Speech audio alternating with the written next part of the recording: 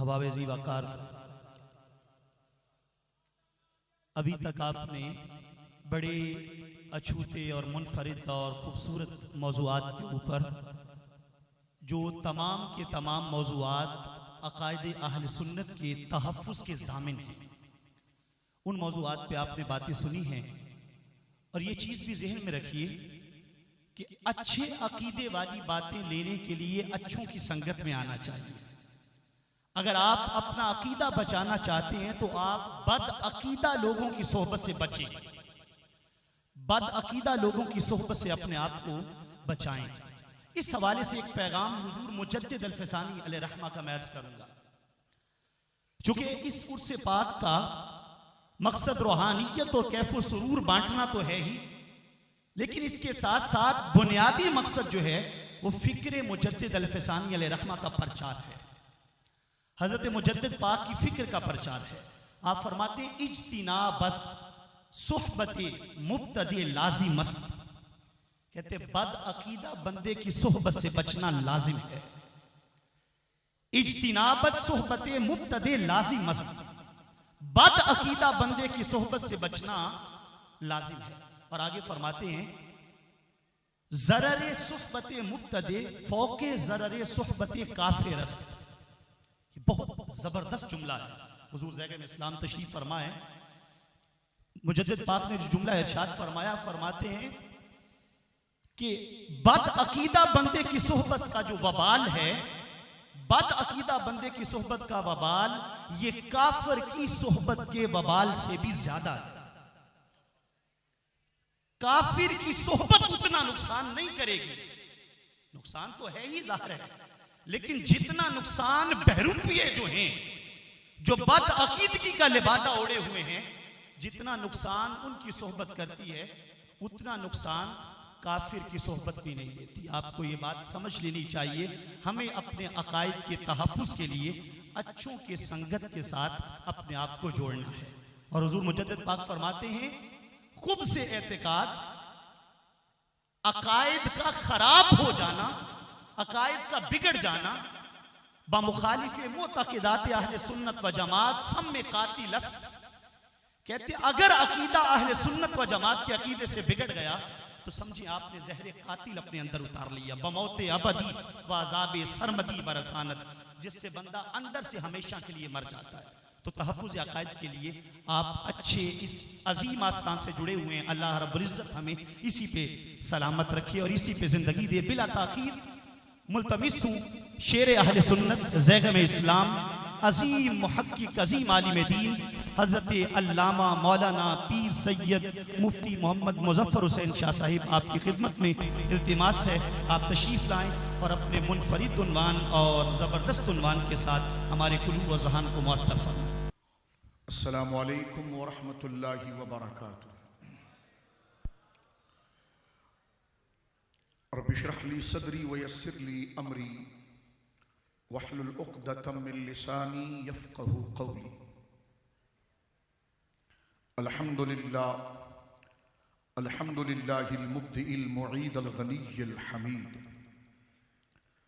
ज़िलफ़्फ़िल वासि वल इक़ाबिश शदीद मन हदाहु फ़हुव सईदुस सदीद व मन अदल्लहु फ़हुवल बईदुत तरीद यअलमु मा ज़हरा व मा बतना व मा ख़फ़िया व मा अलना। वस्सलातु वस्सलामु अला अशरफिल अंबिया'i ख़ातिमिन नबिय्यीन सय्यिदिल मुरसलीन शफ़ीइल मुज़निबीन सय्यिदिल अव्वलीन वल आखिरीन सय्यिदिना व हबीबिना नबिय्यना व करीमिना व मौलाना मुहम्मद सल्लल्लाहु अलैहि वसल्लम अब्दुहु व रसूलुहु बिल हुदा व दीनिल हक़्क़ि अरसला। अम्मा बअद फ़अऊज़ु बिल्लाहि मिनश शैतानिर रजीम बिस्मिल्लाहिर रहमानिर रहीम व यत्तबि गैर सबीलिल मुअमिनीन नुवल्लिहि जहन्नम व साअत मसीरा। व फ़ी मौदिल आखर अऊज़ु बिल्लाहि अस्समीइल अलीम मिनश शैतानिर लईनिर रजीम इन्ना अअतैनाकल कौसर। व क़ाल नबी सल्लल्लाहु तआला अलैहि वसल्लम फ़ी मनक़बती व मदही सय्यदुना हुसैन इब्न अली रदियल्लाहु अन्हुमा क़ाल इन्न इब्नी हाज़ा सय्यद लअल्लल्लाहु अन युस्लिह बैनल फ़ियतैन अज़ीमतैन मिनल मुअमिनीन व फ़ी रिवायतिल उख़रा मिनल मुस्लिमीन बिबरकति इन्नल्लाह व मलाइकतहु युसल्लूना अलन नबी या अय्युहल्लज़ीना आमनू सल्लू अलैहि व सल्लिमू तस्लीमा अल्लाहुम्मा सल्लि अला सय्यिदिना व हबीबिना व मौलाना मुहम्मदिन व बारिक व सल्लिम अल्लाहुम्मा सल्लि अला सय्यिदिना मौलाना मुहम्मदिन तिब्बिल क़ुलूबि व दवाइहा व आफ़ियतिल अबदानि व शिफ़ाइहा व नूरिल अबसारि व ज़ियाइहा व अला आलिहि व सहबिहि व बारिक व सल्लिम सलातुम व सलामुन अलैका या रसूलल्लाह हुवल हबीबुल लज़ी तुरजा शफ़ाअतुहु लिकुल्लि हौलिन मिनल अहवालि मुक़्तहिमी मौलाया सल्लि व सल्लिम दाइमन सरमदा अला हबीबिका खैरिल खल्क़ि कुल्लिहिम। उनके मौला के उन पे करोड़ों दुरूद, उनके अस्हाब व इतरत पे लाखों सलाम। क्या बात रज़ा उस चमनिस्तान करम की, ज़हरा है कली जिसमें हुसैन और हसन फूल। अल्लाह की हम्द व सना नबी मुहतरम नबी मुअज़्ज़म बाइस तख़लीक़ अर्द व समा सल्लल्लाहु अलैहि व अला आलिहि व सहबिहि व बारक वसल्लम की बारगाह मुक़द्दसा में इंतहाई मोहब्बत व अक़ीदत के साथ दुरूद व सलाम पेश करने के बाद तमाम तारीफ़ अल्लाह वहदहु ला शरीक के लिए है।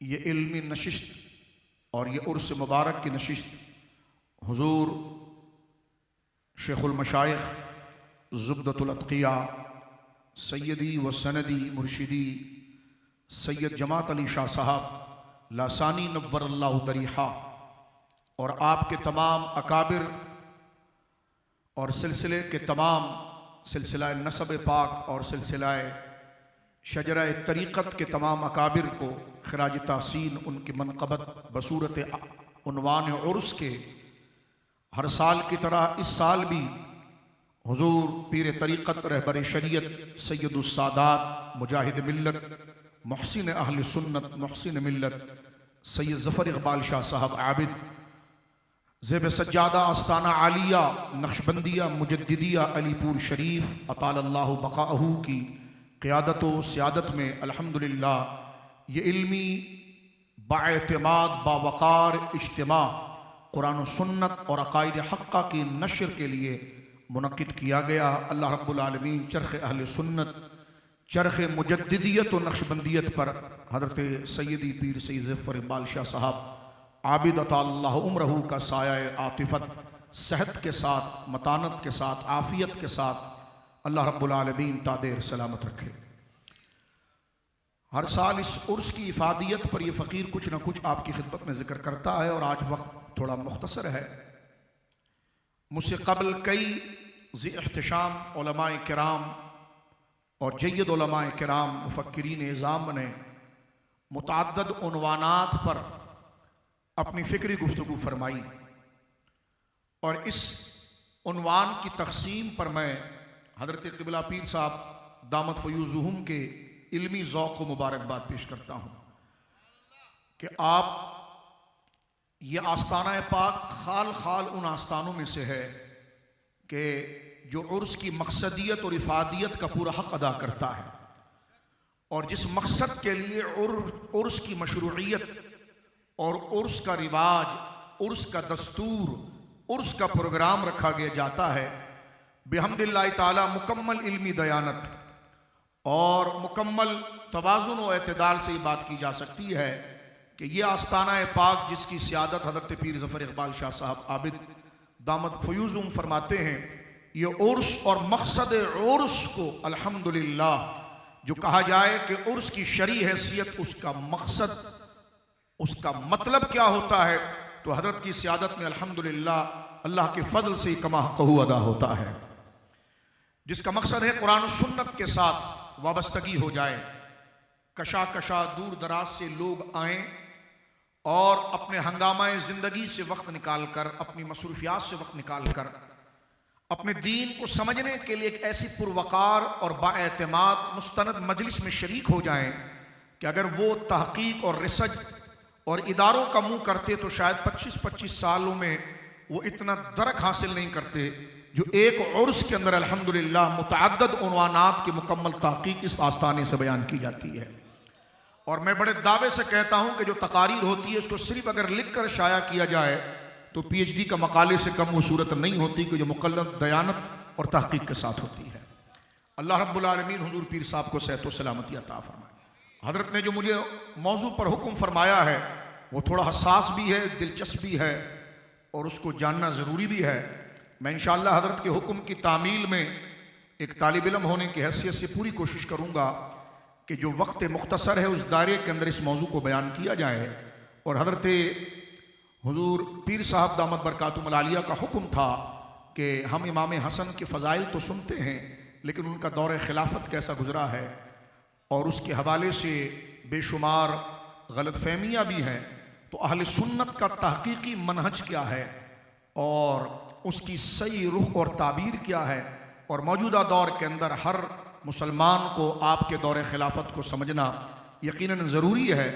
तो ये मौजू हुजूर पीर साहब ने इस फ़कीर को अता फरमाया तो मैं चंद बातें आपकी खिदमत में अर्ज़ करने जा रहा हूँ। तवज्जो चाहूँगा।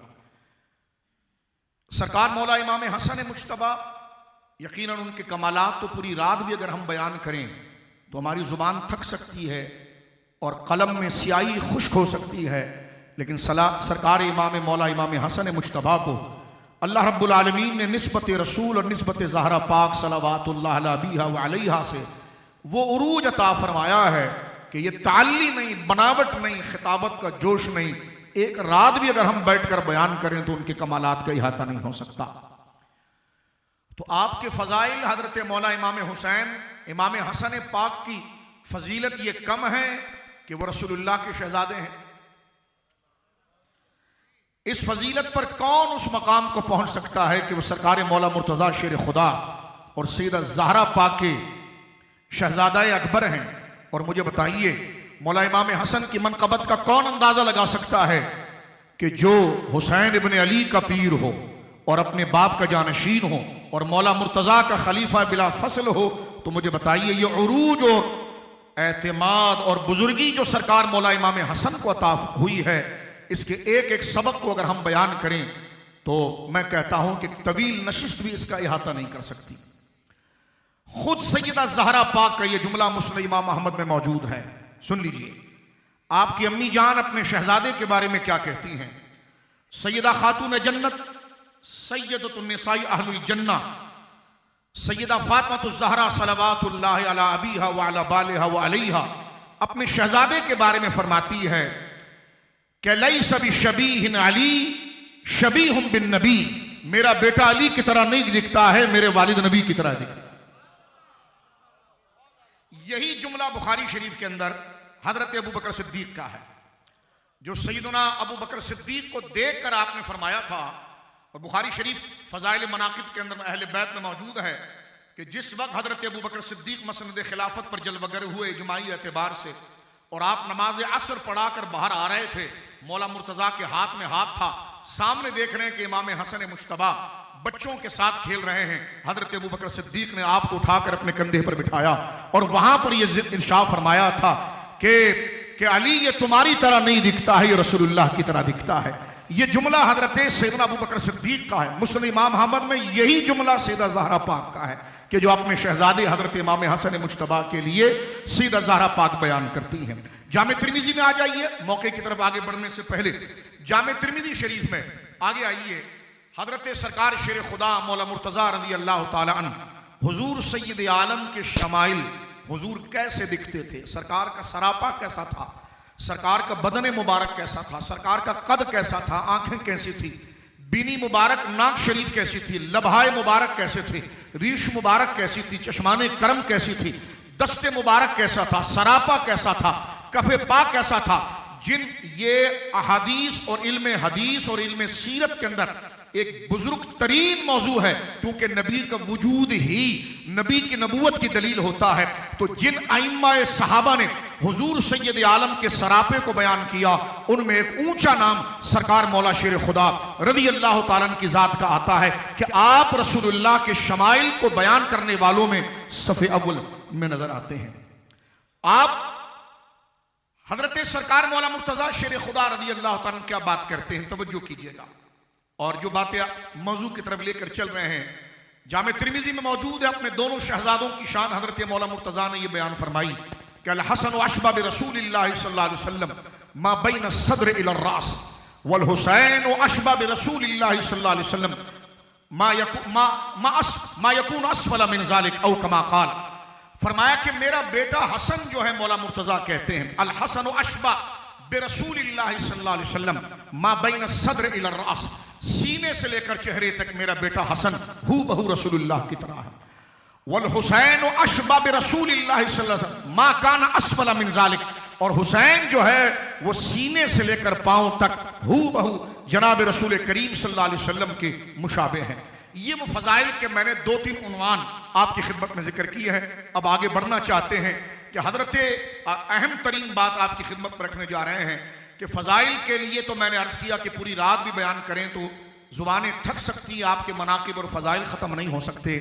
लेकिन सरकार मौला इमाम हुसैन के, इमाम हसन के हाथ में जब अपने वालिद की तरफ से खिलाफत आई तो किस तरह आप खलीफा मुंतखब हुए और क्या क्या चीज़ों का आपने सामना था, कितना दौर आपने गुजारा और आपकी खिलाफत के बुनियादी कारनामे क्या थे, वो चंद मिनटों में आपकी खिदमत में मैं अर्ज़ करना चाहता हूँ। अगर आप किताबों को देखें तो अहले सुन्नत के इल्म कलाम, तफसीर, सीरत की किताबों में ये मज़ामीन बिखरे हुए हैं। उस समंदर को कूजे में तो कोई नहीं जमा कर सकता, लेकिन चंद बातें आपकी खिदमत में पेश करते हैं। इमाम हसन मुश्तबा की खिलाफत को समझने से पहले मौला मुर्तज़ा की खिलाफत के आखिरी साल पर तवज्जो करना ज़रूरी है। मैं सबकी तवज्जो चाहूँगा, ज़रा गौर करें। सरकार शेर खुदा की शहादत 40 हिजरी में हुई है। हजरत मौला मुर्तज़ा शेर खुदा का विसाल मुबारक और आपने जो दुनिया से पर्दा फरमाया और आपने फजर की नमाज में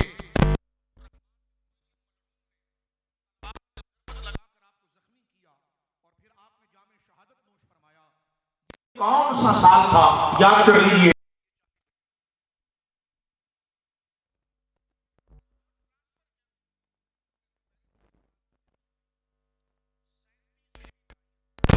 बड़ी कीमती बात है। हर मुसलमान, आप नक्शबंदी भी और अहले सुन्नत भी हैं तो आपको मुराद उम्मत है, बड़ी तवज्जो की। हजरत अली शेर खुदा रज़ी अल्लाह तआला अन्हु मौला मुर्तज़ा की शहादत 40 हिजरी में हो रही है। 3 साल पीछे जाइए तो 37 हिजरी जिसमें जंग सफ़ीन हुई है। यहां से मुशाजरात का जिक्र करना मकसद नहीं है, मुशाजरात का बयान करना अहले सुन्नत में जायज़ नहीं, लेकिन जब जरूरत पड़ जाए तो बयान हिकमत के लिए उसका लुबे लुबाब और खुलासा जिक्र किया जाता है। रहा जितने भी सहाबा है तो कुरान कह चुका है वह कज़ालिक जअलनाकुम उम्मतन वसता, हबीब हमने तेरे सारे सहाबा को उम्मत वसत बनाया है, यानी मोतदल बनाया है। इसीलिए अहले सुन्नत ने कुरान की एक नहीं मुतअद्दिद आयात और अहादीस मुतवातिरा से कानून बनाया है कि कुल्लुहुम अदूल, हुजूर के जितने भी सहाबा हैं सब मुनसिफ हैं, आदिल हैं, ईमानदार हैं, उनमें कोई फासिक नहीं था और उनमें कोई मुनाफिक नहीं था। जो मुनाफिक हैं वो सहाबी नहीं है और जो सहाबी हैं उनमें मुनाफिकत नहीं। और जो सहाबा के लिए इस किस्म की बात करे अहले सुन्नत के नज़दीक वो मरदूद और जहन्नमी है, इसलिए कि हुजूर सैयद आलम के वो तर्जुमान हैं और रसूलुल्लाह ने फरमाया फमन अहब्बहुम फबिहुब्बि अहब्बहुम वमन अबगदहुम फबिबुग़दि अबगदहुम। मेरे सहाबा से जो मोहब्बत करेगा तो दरअसल वो मुझसे मोहब्बत करता था, इसलिए मेरे सहाबा से मोहब्बत करता है। सहाबा इकराम की मोहब्बत ये कुरानी आयात से वाजिब करार पाती है, जैसे अहले बैत की मोहब्बत। अब आगे चलिए, हजरत मौला मुर्तज़ा की शहादत मुबारक 40 हिजरी में हो रही है। इससे 3 साल पीछे आ जाए 37 हिजरी, जिसका बड़ा शोर शराबा और मिसगाइड करके और मिसकंसेप्शन के जरिए सहाबा इकराम के लिए बड़ी गलतफहमियां फैलाई जाती है। जंग सफ़ीन जिसमें हजरत मौला मुर्तज़ा और सैयदना अमीर माविया रज़ी अल्लाह तआला आमने सामने हैं, लेकिन वो जंग बुग़्ज़ पर नहीं है, वो जंग इनाद पर नहीं है। खुलासा मैं अर्ज करना हूं उस पर, वो जंग बुग़्ज़ पर नहीं है, वो जंग किसी गर्ज दुनियावी पर नहीं है, वो जंग मादियत पर नहीं है। मैं क्या लिखूं, लोग कादरी बनकर हजरत माविया पर हमला करते हैं। मैंने कहा गौस पाक की गुनिया उठा कर देख, गौस आज़म ने लिखा है कि जनाब मुआविया अगर सामने आए हैं तो उनके पास तावील मौजूद थी, वो किसास उस्मान की थी। यही सरकार इमाम रब्बानी ने लिखा है कि जिसकी गुंबद के नीचे, यानी उनके एक फकीर और हमारे एक इमाम सरकार जो आराम फरमा रहे हैं, अभी मकतूबात शरीफ का जिक्र हो रहा था और हमने नमाज में वादा किया है कि चलेंगे उनके रास्ते पर जिन पर इनाम हुआ है। तो लिहाजा जो इनाम याफ्ता बंदों का अकीदा था वो ये था कि वो जंग सफीन में हजरत मौला मुर्तजा और जनाब सैयदना मुआविया रज़ी अल्लाह अन्हुमा आमने सामने हुए, तो उसमें कोई गर्ज नहीं थी, कोई लालच नहीं थी, कोई बुग़्ज़ नहीं था, बल्कि एक शरई मुतालबा था। और वो हजरत उस्मान गनी को जो मदीना मुनव्वरा के अंदर बड़ी बेदर्दी के साथ जालिमों ने शहीद किया है, तो उस क़िसास के मसले के ऊपर एक इज्तिहादी मामला चल पड़ा। बस इतना सुन के आगे चलिए आप। ये आमने सामने वाली मुहिम कई दिनों तक जारी रही, लेकिन आप जरा इस पर तवज्जो कीजिए। जो मैं बात का जितना आप बात समझ सकते हैं उतनी बात पर नहीं, क्योंकि 10 घंटा भी बात करें तो उसका जो नतीजा निकलेगा वो मैं आपको बता रहा हूं। हजरत अली मुर्तजा शेर खुदा रज़ी अल्लाह तआला और जनाब मुआविया के अंदर रज़ी अल्लाह अन्हु सुलह की बात तय पा गई। यानी जंग होने के बावजूद अब जो जंग सफीन का रोना और मातम करते हैं, तो मैंने कहा तुम्हारा मुंह क्या रहता है जब मौला मुर्तजा खुद सुलह के लिए आगे आ गए। अगर वो बागी शरी थे तो फिर उनसे सुलह कैसे हो सकती है जब तक उनका सर ना उतारा जाए। लेकिन आप देखिए कि जब कई लोग इस इज्तिहादी उमूर के अंदर जामे शहादत पा गए, और इसमें कोई शक नहीं है अल्लाह रब्बुल आलमीन वो आज़माइश का दौर उम्मत पर कभी ना लाए कि जिसकी वजह से एक बहुत बड़ा नुकसान भी हुआ, कई कीमती जानें उसमें चली गई। हजरत मौला मुर्तजा शेर खुदा रज़ी अल्लाह तआला अन्हु जनाब सैयदना मुआविया के दरमियान बैठक तय पा गई। तवज्जो कीजिए कि जो हुआ सो हुआ। अब बैठकर कुरान और हदीस और रसूलुल्लाह के फैसले को सामने रखकर फैसला करो कि करना क्या है। इसका मतलब यह था कि हजरत मुआविया मुनाफिक नहीं थे, वो गैर मुस्लिम नहीं थे, वो काफिर नहीं थे माज़अल्लाह, वरना मौला मुर्तजा शेर खुदा जैसा हजरत अली इस सुलह के लिए आगे कदम कैसे बढ़ाता। अब तय पा गया कि ठीक है, आप तो कूफे के अंदर मौजूद हैं और वो दिमश्क मुल्क के शाम के अंदर है, दरमियान में नुमाइंदे बना लिए जाएं। हजरत मौला मुर्तजा की तरफ से सुलह का नुमाइंदा हजरत अबू मूसा अशअरी बने और हजरत अमीर मुआविया की तरफ से हजरत अमर बिन आस बने। इन दोनों बुजुर्गों ने को इख्तियार दे दिया गया। मौला मुर्तजा ने हजरत मूसा अशअरी को इख्तियार दे दिया कि जो तुम्हारा फैसला वो मेरा फैसला। सुन लीजिए इस बात को बड़ा करीब ले जाकर। हजरत इमाम हसन खलीफा कैसे बने उस बात को समझने के लिए ये बात मैं 37 हिजरी की आपके सामने कर रहा हूं। हजरत अमीर मुआविया रज़ी अल्लाह तआला अन्हु ने, और ये मैं बात बता रहा हूं आपके सामने कि ये मौजू बयान करने में हमारी कोई दिलचस्पी नहीं, लेकिन एक वक्त का तकाजा है, उर्स की महफिल है, ये मौजू छुपाए भी नहीं जा सकते। जो लोग इस पर गुमराह करते हैं तो उसका जो सही मकसद है वो आपके सामने रखा जाए। हजरत मौला मुर्तजा की तरफ से हकम और तर्जुमान हजरत सैयदना मूसा अशअरी बने और हजरत मुआविया की तरफ से हजरत अमर बिन आस, दोनों की बैठकें शुरू हुई। लेकिन किया क्या जाए, कोई सुलह की कोई बात तय नहीं पाई। ये हो गया ठीक है कि आप जिस इलाके में आप वहां रहें, हम जिस इलाके में हम वहां रहें। अब इस्लामी हुकूमत 2 खिलाफतों में तकसीम हो चुकी थी। दिमश्क का इलाका हजरत अमीर मुआविया रज़ी अल्लाह तआला अन्हु के ज़ेर नबूवत था। तवज्जो कीजिए, ये जब तकरीर हो रही हो तो तस्बीह नहीं पढ़ते, कोई भी तस्बीह पढ़ना जायज़ नहीं। इमाम अहले सुन्नत ने फतावे में लिखा है कि सबसे बड़ा दर्स होता है उस वक्त आप तस्बीह जेब में रख लीजिए, जो बात की जा रही है वो असल जिक्र है, ठीक है, और जो बात की जा रही है उस पर गौर कीजिए। यानी हजरत अबू मूसा अशअरी और हजरत अमर बिन आस कई दिन बैठने के बाद कोई बात तय नहीं हो पाई। इस पर बात करके उठ ली गई कि जनाब ठीक है, हजरत अली मुर्तजा शेर खुदा इस इलाके पर खिलाफत का हक रखते हैं और वहां पर जो है वो हजरत मुआविया रज़ी अल्लाह तआला अन्हु इस मामले का हक रखते हैं। ये जो हकम बनाए गए थे इसमें हजरत मौला के ग्रोह में से कुछ शरीक जो मौला का नाम लेकर जिस तरह आज भी लोगों को गुमराह करते हैं, और मौला ने पहले फरमाया था मेरी वजह से 2 कौमें हलाक हो जाएंगी कि यहलुकु फ़िया रजुलान, मेरी वजह से 2 कौमें हलाक होंगी, मुहिब्ब मुफरिद व मुबग़िज़ मुफरिद। एक मेरी मोहब्बत में इतना गुलूफ करेगा कि वो इस्लाम से निकलेगा, और एक मेरे मकाम को इतना घटाएगा कि वो इस्लाम से निकलेगा। आज भी मौला मुर्तजा का नाम लेकर उम्मत के अंदर उस मुबारक नाम को बदनाम करते हुए, वो नाम उस बात का तकाजा नहीं रखता, लेकिन अपनी भड़ास निकालने के लिए नाम अच्छों का लिया जाता है। उस वक्त भी मौला मुर्तजा के लश्कर मुबारक के अंदर कुछ लोग ऐसे थे जो सुलह नहीं चाहते थे, और आज भी वो लोग हैं जो सुलह सुनना नहीं चाहते। बात समझ, ये चीज कंटिन्यू चल रही है। उन्होंने और वो लोग हजरत मौला मुर्तजा के लश्कर से निकलकर अलग हो गए, जिनको हम अपनी तारीख की जुबान में खवारिज कहते हैं, वो अलग हो गए। अब इन्होंने ये तय कर लिया कि जनाब हमने हजरत अली को भी मार देना है और मुआविया को भी मार देना है और अमर बिन आस को भी मार देना है, क्योंकि यही वो चोर थे जिन्होंने हजरत उस्मान को शहीद किया था कि अगर ये दोनों भाई बैठ जाएंगे तो हम एक्सपोज हो जाएंगे। अब ये 37 हिजरी का मामला तो सुलह वाली बात पर सफीन वाइंड अप हो गई, जो बहुत ज्यादा फुदकता है ना सफीन पर। हम कहते हैं किस मसले पर मसला वाइंड अप हुआ वो देखो। अगर ये झगड़ा हुआ भी था लेकिन जब बात सुलह की तरफ बढ़ गई तो तूने ये जो बाजार गर्म रखा है इसका हाल क्या हुआ।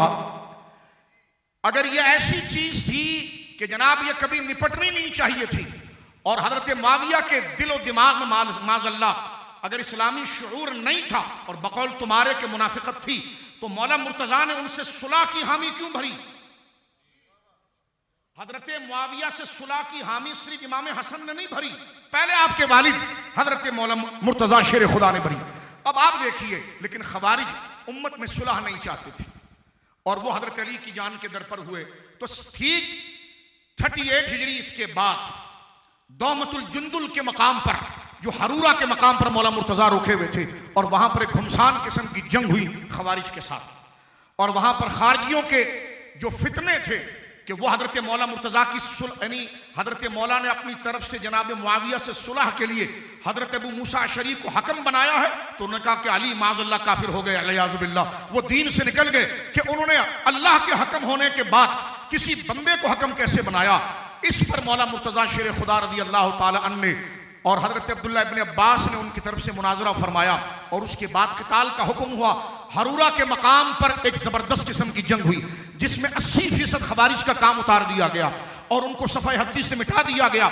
और जब जंग खत्म हुई है तो हजरत अबू सईद खुदरी रज़ी अल्लाह ताला अन्हु दौड़ते हुए आए और जो लाशें पड़े हुए थे उसमें से एक बंदे का हाथ खींच के निकाला कि उसका हाथ ऐसा था कि उसके दाएं हाथ की उंगलियां नहीं थी बल्कि गोश्त का लोथड़ा था और उठाकर फरमाया मौला मुर्तजा से कि देखिए रसूलुल्लाह ने अपने दौर में आपसे कहा था कि अली तू कातिल खवारिज होगा और तेरे हक होने की अलामत यह होगी कि तुझसे लड़ने वाला जो लश्कर आएगा उसमें बदबख्त वो शख्स होगा कि जिसका हाथ गोश्त का लोथड़ा होगा।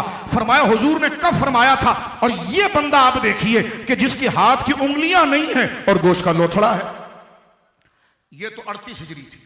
अब आ जाइए 39 और 40 में ये हुआ। अब मैं बिल्कुल इमाम हसन मुबारक के करीब आ रहा हूं क्योंकि इसके बगैर इमाम हसन का दौर आप नहीं समझ सकते, इसलिए मैंने 37 हिजरी के चंद झलकियां आपकी खिदमत के अंदर मुख्तसरन अर्ज की है। अगर आप तवज्जो रखेंगे तो तहकीक और पढ़ने में और समझने में आपको बड़ा अच्छा मौका मिलेगा कि अपनी रिसर्च को कहां से शुरू करना है।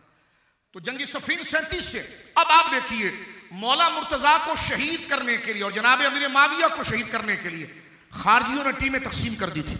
इधर अब्दुर्रहमान बिन मुलजिम ने यह काम अंजाम देना था, उधर दूसरे एक ही रात में दिमश्क के अंदर हजरत अमीर मुआविया पर वार करना है और कूफे के अंदर मौला मुर्तजा पर करना है। इत्तेफाकन ये हुआ कि मौला हजरत मुआविया नमाज के लिए ताखीर कर गए।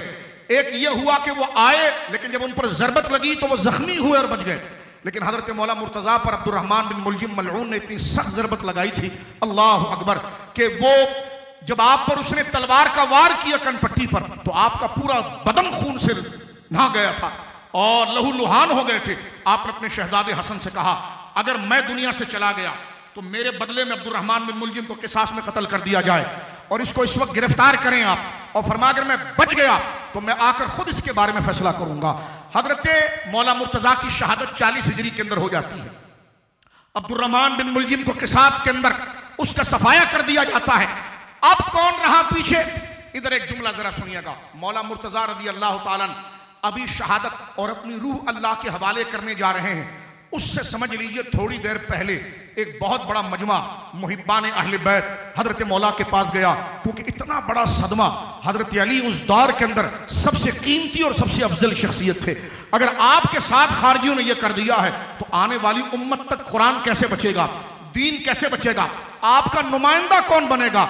ये दर्द दिल रखने वाले हर उस मुसलमान का दर्द था कि मौला मुर्तजा को हम मजार के सुपुर्द करने के बाद ये जो फितने हैं इसका सामना कौन करेगा। आप समझ रहे हैं उस दर्द को। अल्लाह अकबर। अभी सैयदना उस्मान गनी शहीद हुए, अभी मौला मुर्तजा शहीद हुए। रूए जमीन पर कौन ऐसा बंदा है जो रसूलुल्लाह की खिलाफत के मनसब पर आ सकता है। लोग एक मजमा बनाकर हजरत अली शेर खुदा जख्मी है बिस्तर पर आपके पास गए और एक आपकी खिदमत में तजवीज़ पेश की। तवज्जो कीजिए, वो तजवीज़ क्या थी, गौर कीजिए। इमाम आजूरी अलैहिर्रहमा ने इस बात को किताब शरिया में लिखा है। इसके अलावा दर्जनों किताबों में यह हवाला सही सनद के साथ मौजूद है।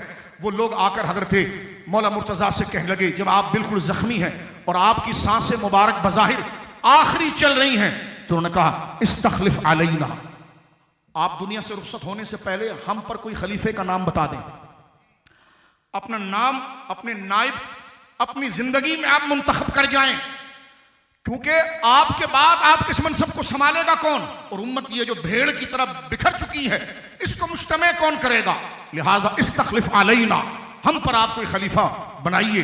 मौला मुर्तज़ा ने अपनी मुबारक आंखों को खोल के फरमाया, मा अस्तखलिफु, मैं तुम पर अपना कोई नाइब नहीं बनाऊंगा, मैं तुमको ये नहीं बताऊंगा कि मेरे बाद मेरा खलीफा कौन होगा, और ना मैं अपनी तरफ से कोई खलीफा तजवीज़ करूंगा।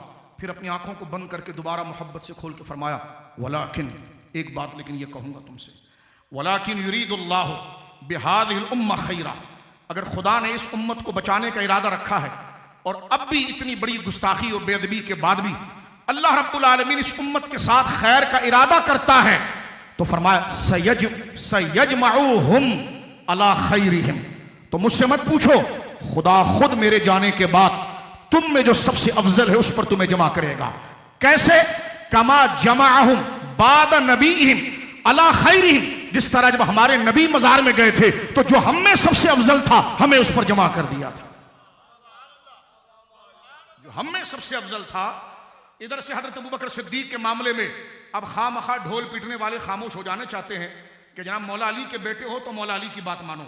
मौला अली ने तो अपनी आखिरी वसीयत में जुमला कहा था कि हम भी रसूलुल्लाह की वफात के बाद अल्लाह ने हमें उसके हाथ पर जमा किया था जो हम में सबसे अफजल था। तो जिस तरह रसूलुल्लाह ने अपनी जिंदगी में नाम लेकर किसी को खलीफा नहीं बनाया, मा अस्तखलिफु, मैं भी किसी को खलीफा नहीं बनाऊंगा। तो अल्लाह ने यकीनन खैर का इरादा किया था कि उस वक्त 40,000 से ज्यादा लोगों ने एक ही नशिस्त में सिब्ते रसूल शहजादा बतूल मौला इमाम हसन के हाथ पर बैत कर ली। मौला मुर्तजा का पहला, हजरत इमाम हसन का खिलाफत का पहला खुतबा, तवज्जो कीजिए आप, मैं बिल्कुल बच्चों की तरह आपके सामने समझाने वाली 1 2 3 बात कर रहा हूं, तवज्जो आपकी 1 2 3, ताकि आपको तरतीब के साथ हर चीज समझ में आए। इमाम हसन का पहला खुतबा फजाइल सहाबा, इमाम अहमद बिन हंबल सही सनद के साथ, इसकी 2 सनदे फजाइल सहाबा में है, एक सनद हसन है और एक सनद सही है। यहां तक कि नजदी उलमा ने इस पर जब तहकीक की तो उन्होंने भी कहा कि जनाब इसकी सनद सही है। बाद के लोगों ने भी यही तहकीक की। फजाइल सहाबा मुस्नद इमाम अहमद, हजरत इमाम अहमद के बेटे हजरत अब्दुल्ला इस रिवायत को लेकर आते हैं कि हमने इमाम हसन से यह खुतबा सुना कि जिस वक्त हजरत सैयदुना मौला मुर्तजा शहीद हुए तो आपने पहला खुतबा बड़े दर्द दिल से दिया और आपकी आंखों में आंसू थे। फरमा खतबुना अल हसन इब्न अली बाद क़त्ल अली इब्न अबी तालिब रज़ियल्लाहु अन्हु, हजरत इमाम हसन इब्न अली ने हजरत मौला अली की शहादत के बाद सबसे पहला खुतबा क्या दिया? फरमाया या अय्युहन्नास, ऐ लोगो, लक़द फ़ारकुम रजुलुन अम्स, हाय कल तुमसे और हमसे एक बंदा जुदा हो गया। अल्लाह अकबर, अल्लाह। मौला इमाम हसन जुमला कह रहे हैं, फरमाया लक़द फ़ारकुम रजुलुन अम्सु, कल एक बंदा हमसे जुदा हो गया और तुम जानते हो वो बंदा सिर्फ मेरा बाप ही नहीं, तुम्हें पता है उसका क्या मकाम था? मौला इमाम हसन कहते हैं मा सबक़ुल अव्वलून बिइल्मिन वला अदरकुल आखिरीन, खुदा ने उसको इल्म की वो उरूज दिया था, ना पहले उसके इल्म के बराबर होंगे ना कयामत तक कोई इसके इल्म के बराबर होगा। ये सनद सही है फजाइल सहाबा के अंदर, जो हजरत इमाम हसन ने पहला खुतबा मौला की शहादत पर पढ़ा। और दूसरा जुमला क्या फरमाया? फरमाया व इन कान रसूलुल्लाह सल्लल्लाहु ताला अलैहि वसल्लम ला यबअसुहु व युतीहि रायतन, फरमाया हुजूर ने जब भी आपको कहीं भेजा और जंग का झंडा आपके हाथ में दिया, फरमाया कि जब भी आपको भेजा और जंग का झंडा आपके हाथ में दिया, फरमाया मा इन सरफा हत्ता युफ्तह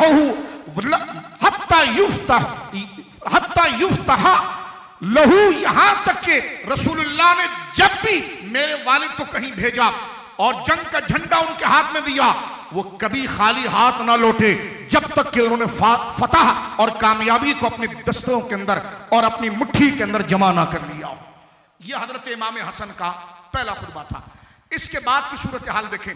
खवारिज जिन्होंने इमाम हसन पर हमला किया था, ये सारे कूफी थे, क्योंकि हजरत मौला की शहादत कूफा में हो रही है।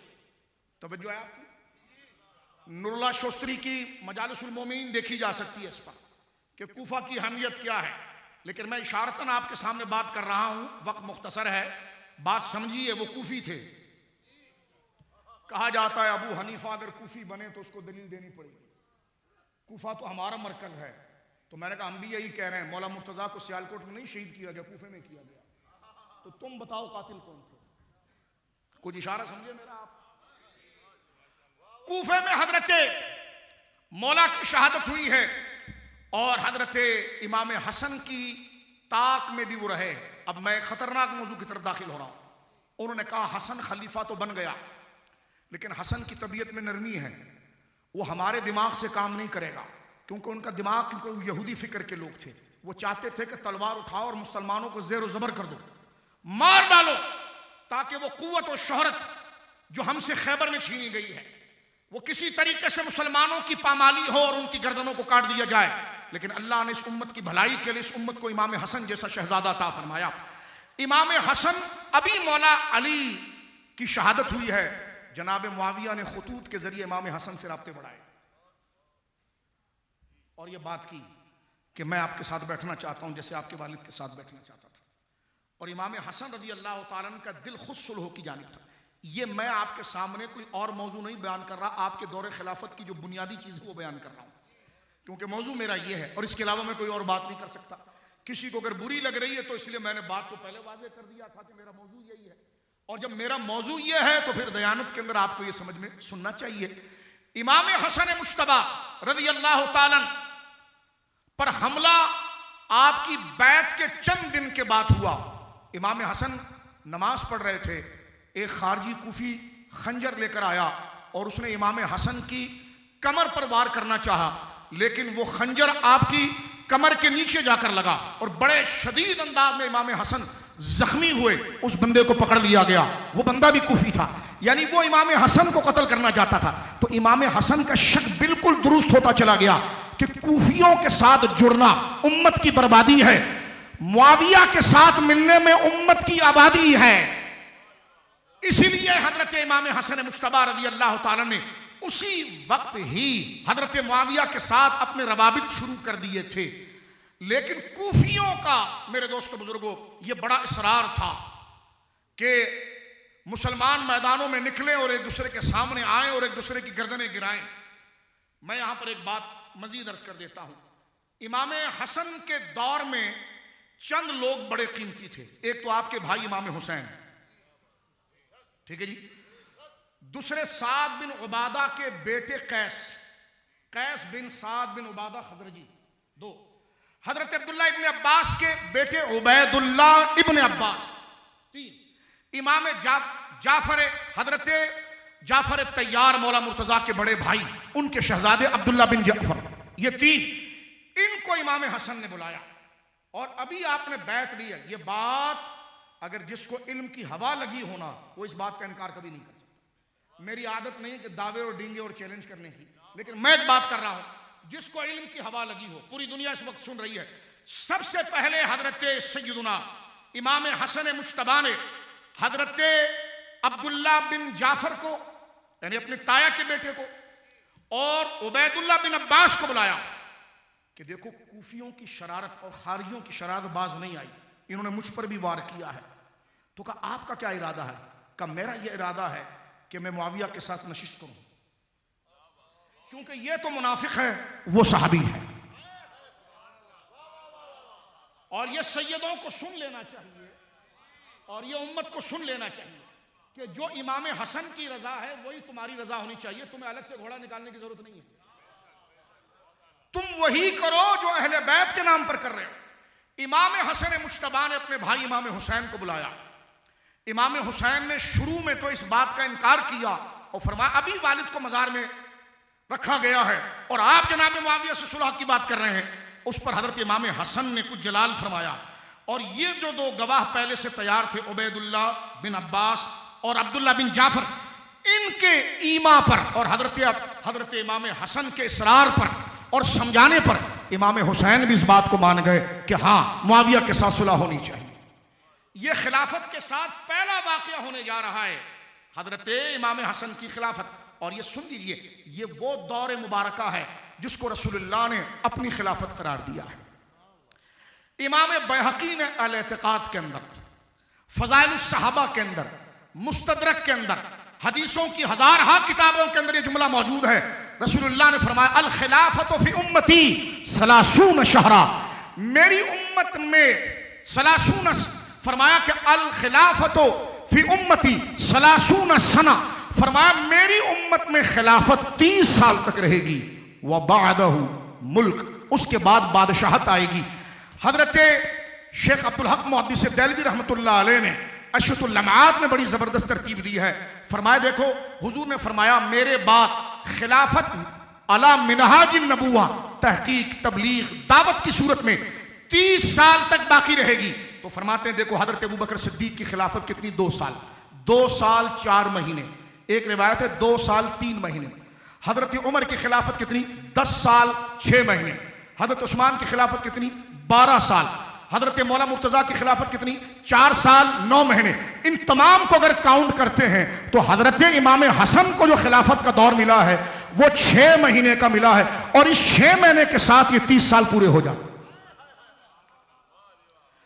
ये जो रसूल करीम का इरशाद है कि अल खिलाफत फी उम्मती सलासून सना, मेरी उम्मत में खिलाफत 30 साल तक रहेगी।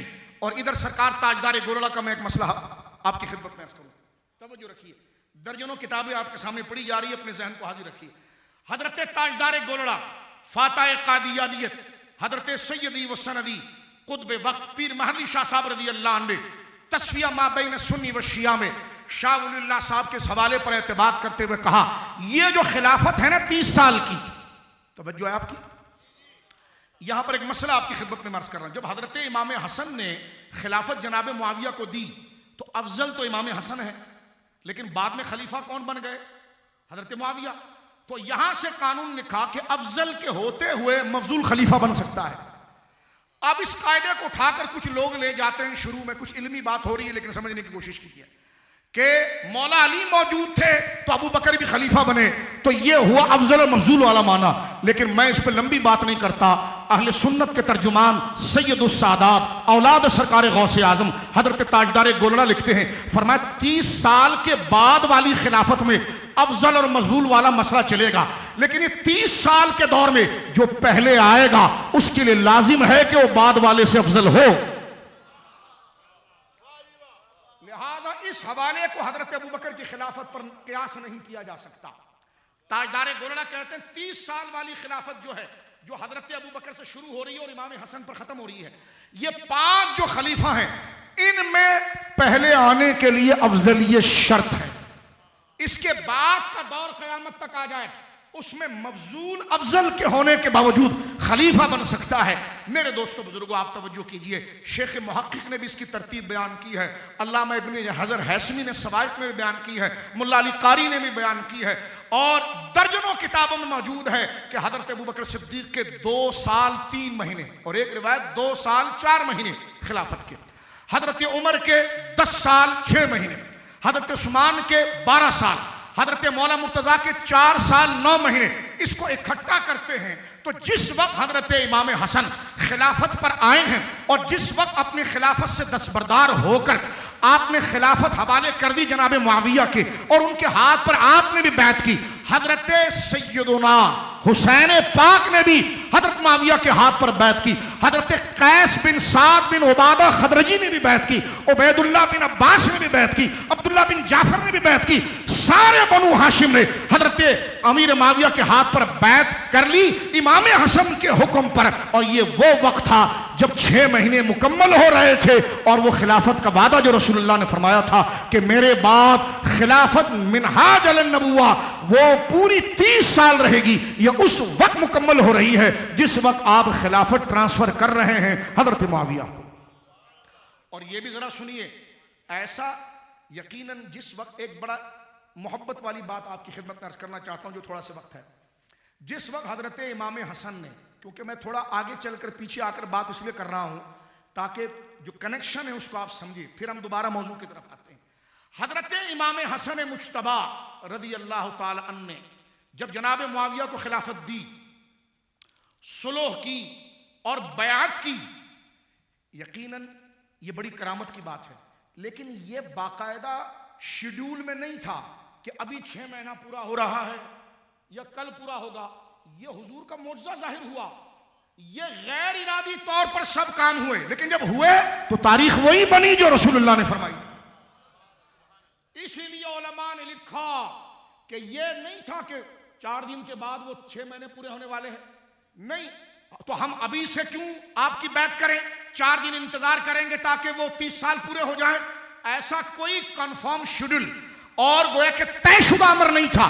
हालात कुछ ऐसे खुद ही बने कुदरत की तरफ से, जिस वक्त आपने खिलाफत ट्रांसफर की और बैत की, इत्तेफाकन वो तारीख भी वही बन रही थी जब 30 साल मुकम्मल हो गए। आप जो समझ रहे हैं मैं क्या कहना चाह रहा हूं, तो ये रसूल करीम सल्लल्लाहु अलैहि वसल्लम के फरमान का मोजज़ा था। अब आइए मेरे दोस्तों रुख पीछे, मैंने जिस तरह अर्ज किया आपके सामने कि हजरत, और ये बात समझना जरूरी है हजरत इमाम हसन के दौर के हवाले से, आपके दौर में चंद लोग बड़े कीमती थे। एक तो खुद आपके छोटे भाई मौला इमाम हुसैन, फिर मैंने अर्ज किया उबैदुल्लाह बिन अब्बास, तवज्जो गौर से सुनिए, और तीसरी शख्सियत अब्दुल्ला बिन जाफर, कैस बिन साद बिन उबादा खदरजी। ये 4 लोग बड़े कीमती हैं और इत्तेफाकन चारों सहाबी हैं। वक्त क्योंकि मुख्तसर है, वरना मैं इन चारों की एक हालात जिंदगी भी आपको बताता, लेकिन मैं रुक कर सिर्फ ये बात आपके सामने पेश करना चाह रहा हूं कि कैस बिन साद बिन उबादा जो सहाबी भी हैं और सहाबी के बेटे भी हैं, साद बिन उबादा के बेटे हैं, ये हजरत मौला इमाम हसन की फौज के आर्मी के चीफ थे। हजरत मौला जब निकले, कूफियों ने जब ज्यादा इसरार किया, एक तो मौला को उन्होंने जख्मी किया, इमाम हसन को जख्मी किया था, मारने के लिए आए, और ये वाकया सुलह से पहले का है। हजरत इमाम हसन के जहन में जरूर था कि जिन्होंने मेरे बाप को शहीद किया और मारा, मारने की वजह क्या बनी थी, मेरे बाप ने क्या बिगाड़ा था उनका, मेरे बाप की एक अदा उनको अच्छी नहीं लगी, वो क्या थी, मुआविया से सुलह। मेरे बाप ने 4 साल खिलाफत अंजाम दी, कोई मुखालिफ नहीं हुआ, लेकिन जब मेरा बाप अली मुआविया के साथ सुलह करके उम्मत से इस फसाद को खत्म करना चाह रहा था, इस वजह से मेरे वालिद को शहीद किया, तो पता चला शहीद करने वाला इस्लाम का दुश्मन है। इमाम हसन चाहते थे कि मैं उस दौर को दोबारा नहीं दोहराऊंगा, बल्कि जिस वजह से मेरे बाप की शहादत हुई है मैं उस किस्से को मुकम्मल करूंगा और मैं उम्मत के अंदर सुलह को हमेशा के लिए कायम करूंगा। और वो लोग देख रहे थे जिन्होंने हजरत अली को शहीद किया था कि बेटा उसी रास्ते पर चल रहा है, इससे पहले कि अली की मुलाकात मुआविया से हो तो अली को शहीद कर दो, और इससे पहले कि हसन की मुलाकात मुआविया से हो तो हसन को मार दो। तो हसन, इमाम हसन पे मस्जिद में हमला किया और आपकी कमर पर खतरनाक चाकू के हमले किए, और एक तरफ से शोर हो गया कि आप जो है आपके पास आकर ताना देते थे, अस्सलामु अलैका या मुदिल्लिल मुमिनीन, माज़ल्लाह, ए मुसलमानों को जलील करने वाले आप पर सलाम। ये आपके लश्कर के लोग। लेकिन इमाम हसन बड़े नरम दिल थे, उन्होंने कहा चाहते हैं क्या है ये, कहा ये चाहते हैं कि मैदान में निकले और हमला करें। तो फरमाया ठीक है लश्कर तैयार करो। अब इमाम हसन ने अपनी हिकमत अमली बदली, पहले आप राय ले चुके हैं इमाम हुसैन से, उबैदुल्लाह बिन अब्बास से, अब्दुल्ला बिन जाफर से।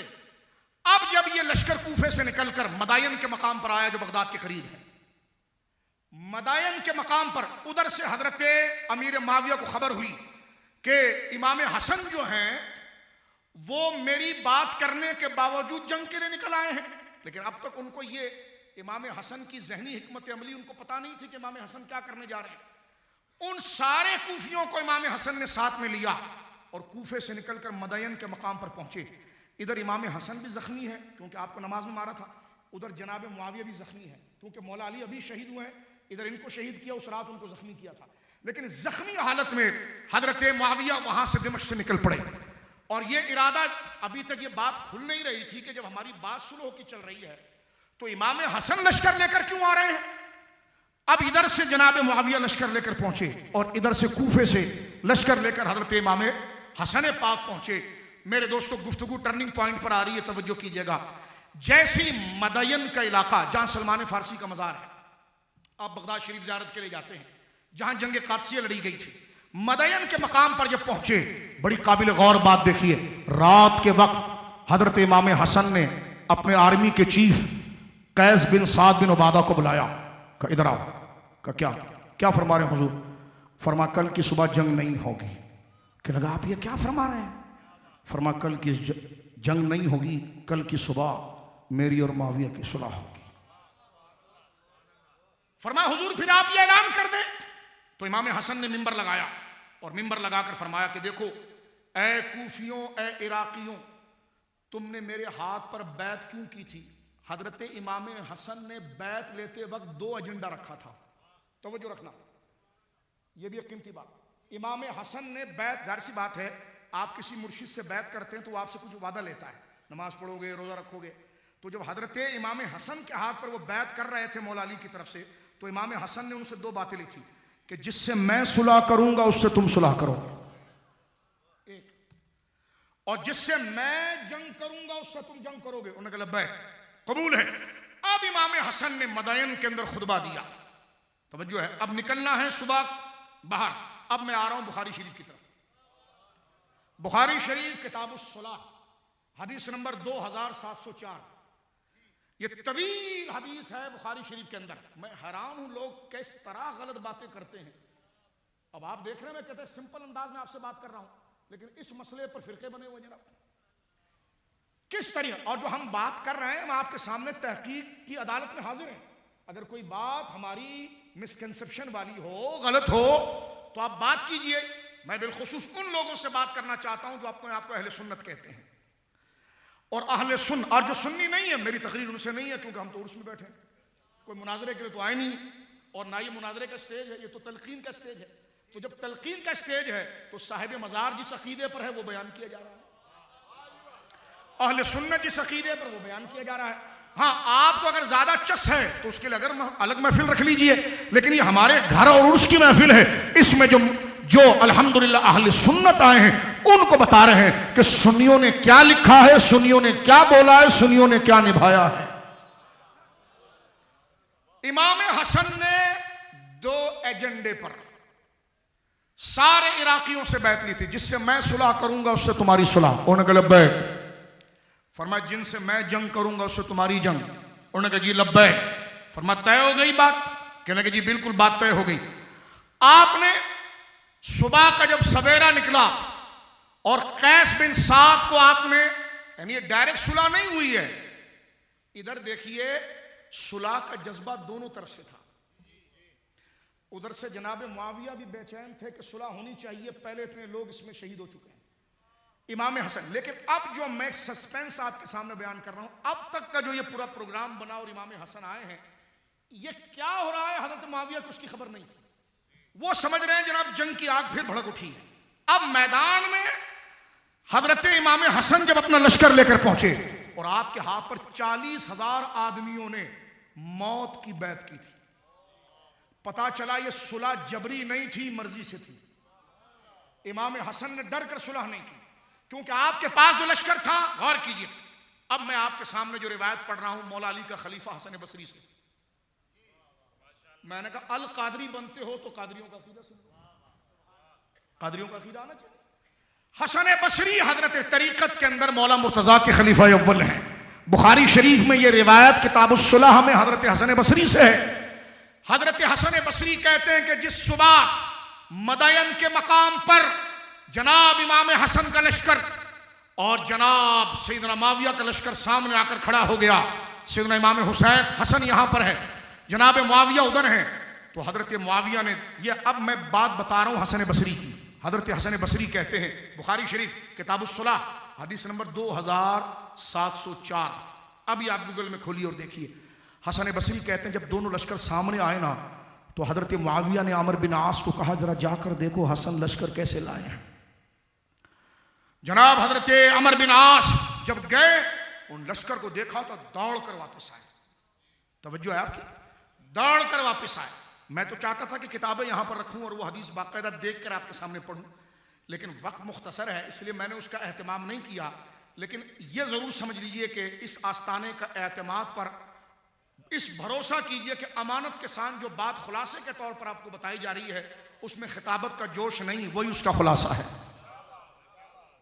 अभी हम यहां मौजूद है, बुखारी शरीफ को मैंने हवाला दिया। हजरत हसन बसरी कहते हैं जब दोनों लश्कर आमने सामने हुए मदैन के मकाम पर, जनाब मुआविया ने हजरत अमर बिन आस को कहा कि देखो हसन क्या लेकर आए। वो जब लश्कर देख कर आए तो उनका हाय हाय हाय, इतना ताकतवर लश्कर हसन लेकर आए हैं कि मुझे लगता है कि जब तक ये अपने मुखालिफ को खत्म ना कर दे वापस नहीं जाएगा।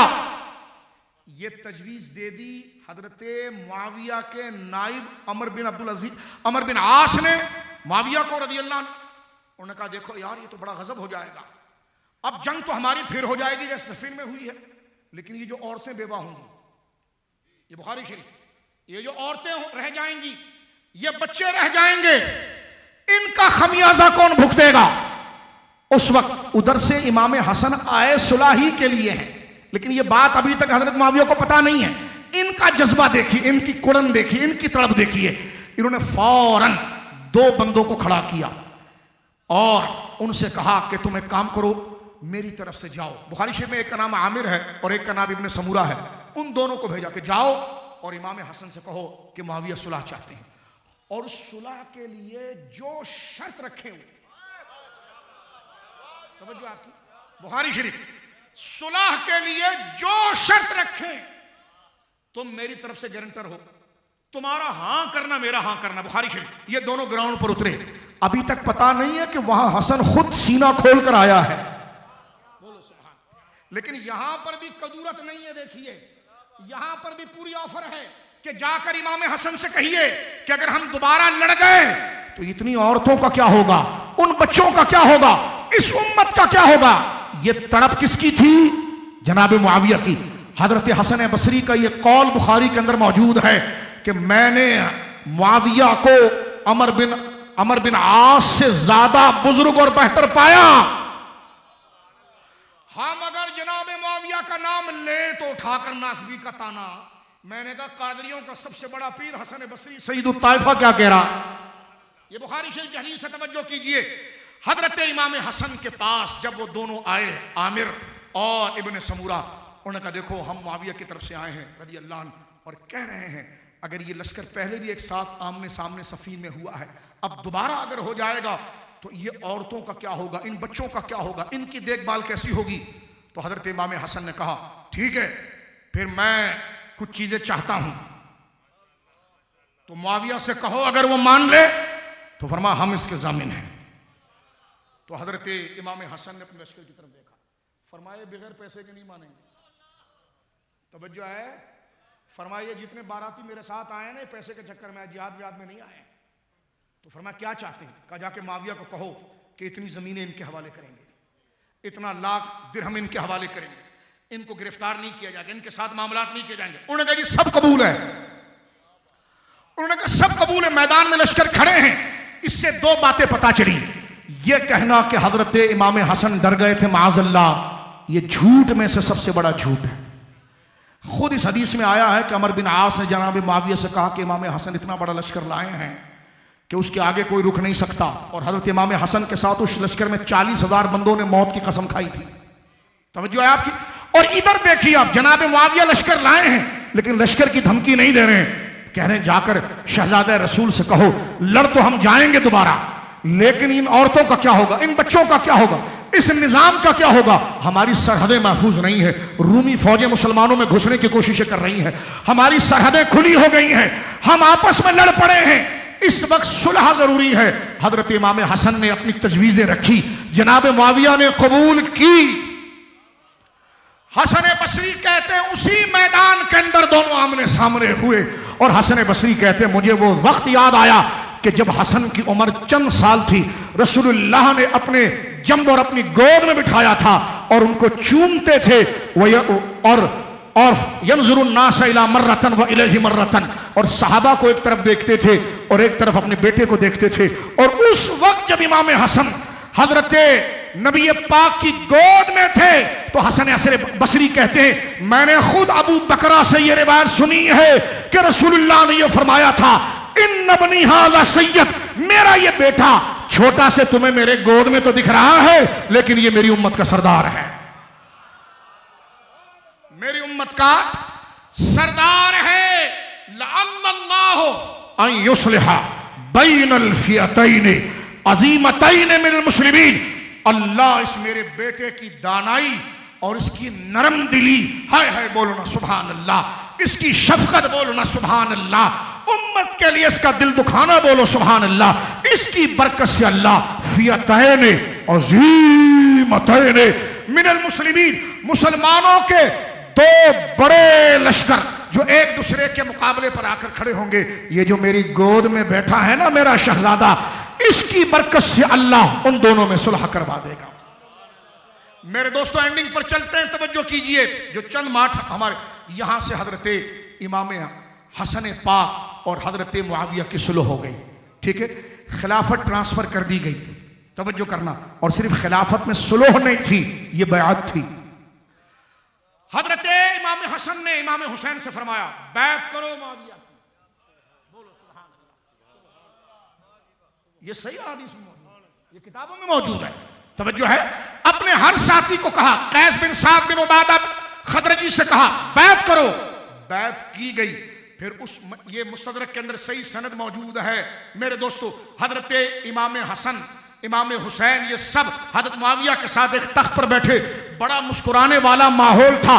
और उस साल को जो कई सालों से मुसलमान एक दूसरे को के मुकाबले पर थे, ये साल आमुल जमाआ इज्तिमाइयत का साल था। यहां पर एक मैं जुमला कहना चाहता हूं बात को समेटते हुए। मुझसे एक बंदे ने पूछा हजरत इमाम हसन ने कितने साल खिलाफत निभाई? मैंने कहा 6 महीने।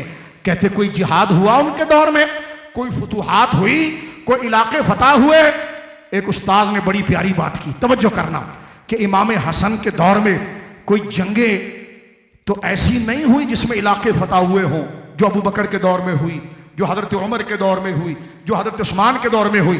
हजरत तवज्जो से सुनना, दिल थाम कर जो जुमला कह रहा हूं, फरमाया कि इमाम हसन के दौर में कोई ऐसी फतूहात के किसी इलाके पर कंट्रोल किया हो, मुसलमानों की जमीनी सरहदें आगे बढ़ रही हों, ऐसी कोई मुहिम फौजी इकदाम हजरत इमाम हसन की खिलाफत में हुआ?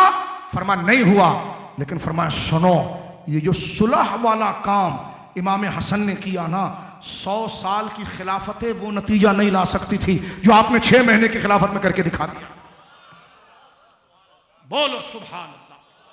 और वाकई में यह हजरत इमाम हसन मुश्तबा रज़ी अल्लाह तआला की सुलह की नजीर थी कि मुसलमान मजबूत हुए और रूमियों पर चढ़ाई का सिलसिला दोबारा शुरू हुआ, सरहदें महफूज हुई, खित्ता जमीन बढ़ने लगा, यहां तक कि कब्रस का इलाका, यूरोप का इलाका, जनाब मुआविया की कमांड के अंदर फौजें आगे बढ़ने लगी। अल्हम्दुलिल्लाह इस्लाम जमीनी तौर पर फैलने लगा। जो सिलसिला उस्मान गनी के बाद रुक गया था, सुलह इमाम हसन से इस्लाम के फूल दोबारा खिलने लग गए और बहारें शादियाबी वाली होने लग गई। इस पर मातम और रोने की जरूरत है या सुभान अल्लाह कहने की जरूरत है? उस वक्त भी, अब मैं बात को आखिरी पॉइंट पर ले आया हूं कि इमाम हसन को क्यों जरूरत पेश आई सुलह की। यह भी एक टिपिकल पॉइंट है जिसको चंद मिनट में हल करते हैं।